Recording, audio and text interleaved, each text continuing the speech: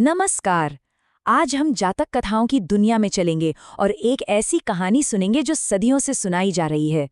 ये कहानी है एक बंदर माली की और ये हमें सोचने पर मजबूर करती है कि क्या सिर्फ अच्छा इरादा रखना ही काफी होता है। तो चलिए इस कहानी की शुरुआत एक बहुत ही दिलचस्प सवाल से करते हैं। क्या कभी ऐसा हो सकता है कि हम किसी की मदद करना चाहें पर हमारी मदद से सब कुछ और बिगड़ जाए? यही सवाल इस कहानी की जड़ में है, जिसे आज हम समझने वाले हैं। कहानी हमें ले चलती है प्राचीन शहर बनारस। सोचिए, पूरे शहर में एक बहुत बड़ा त्योहार मनाया जा रहा है। हर तरफ बस जश्न ही जश्न का माहौल है। अब जो शाही बाग का मुख्य माली था, उसका भी मन था कि वो इस जश्न में शामिल हो, लेकिन उसे एक फिक्र खाए जा रही थी। बाग में जो नए छोटे छोटे पौधे लगे थे, उनकी देखभाल कौन करेगा? और यहीं पर कहानी में एक ऐसा मोड़ आता है जिसके बारे में कोई सोच भी नहीं सकता। हुआ ये कि उसी बाग में बंदरों का एक पूरा झुंड रहा करता था और माली ने उन्हीं बंदरों को एक अनोखी जिम्मेदारी सौंपने का फैसला किया। माली सीधा बंदरों के सरदार के पास गया और बोला, देखो, ये बाग तुम्हारा भी घर है। क्या तुम लोग मेरे पीछे इन नन्हे पौधों को पानी दे सकते हो? बंदरों के सरदार ने भी पूरे जोश में वादा कर दिया, अरे बिल्कुल, आप चिंता मत कीजिए, हम सब संभाल लेंगे। तो माली ने उन पर भरोसा कर लिया। उसने बंदरों को पानी देने के लिए चमड़े और लकड़ी के कुछ बर्तन दिए और हिदायत बस एक सीधी सी बात कही, ध्यान रखना, बस लापरवाही मत करना। और ये कहकर वो त्योहार मनाने चला गया। अब माली तो चला गया और बंदरों का सरदार अपनी इस नई जिम्मेदारी को लेकर बहुत गंभीर था। लेकिन बस यहीं से सारी गड़बड़ शुरू होती है। उसने माली के सीधे साधे काम में अपनी तरफ से थोड़ी अक्लमंदी मिलाने का फैसला किया।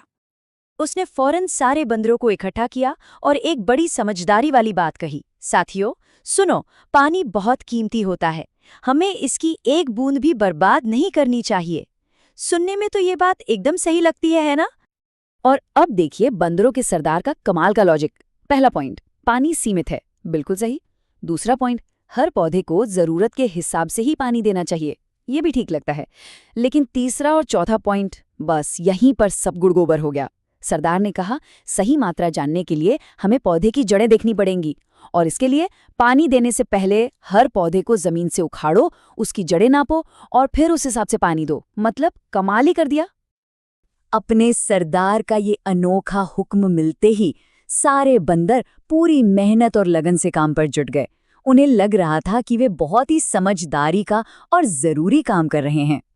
जरा सोचिए उस नज़ारे के बारे में। बंदरों का पूरा झुंड एक एक करके हर नन्हे पौधे को जमीन से खींच रहा है, उसकी जड़ों को बड़े ध्यान से देख रहा है और फिर उसे पानी दे रहा है। वो तो बस पूरी ईमानदारी से अपने सरदार की बात मान रहे थे।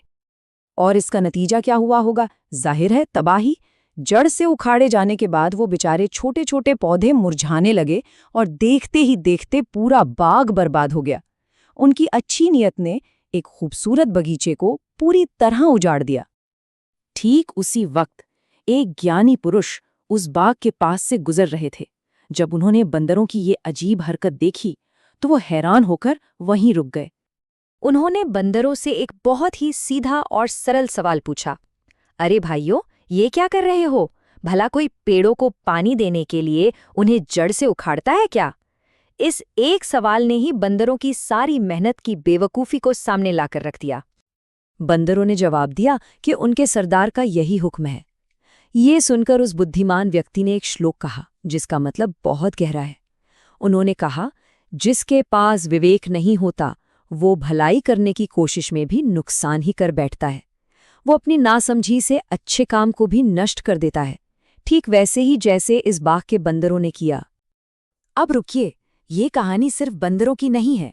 असल में ये कहानी खुद भगवान बुद्ध ने अपने शिष्यों को सुनाई थी और इसके पीछे एक खास वजह थी, एक पुरानी घटना को आज की घटना से जोड़ने के लिए।